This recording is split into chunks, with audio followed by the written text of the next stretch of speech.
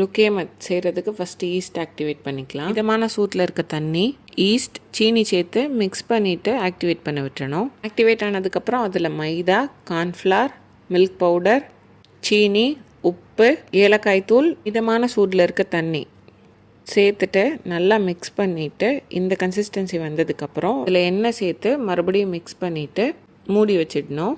இந்த மாவு பொங்கி வந்ததுக்கப்புறம் இதில் கொஞ்சம் தண்ணி தொட்டுட்டு இதை நல்லா மிக்ஸ் பண்ணி விடணும். பொரிக்கும் போது இந்த மாதிரி எடுத்து போடணும். மிதமான சூட்டில் எண்ணெயை வச்சு இந்த டம்ப்ளிங்ஸை எல்லா சைடும் கோல்டன் கலர் வர்ற வரைக்கும் பொரிச்சு எடுக்கணும். நல்லா உப்பி வரும், ஒரு சிலது திரும்பாது, அதனால் பார்த்து பொரிச்சு எடுத்துக்கணும்.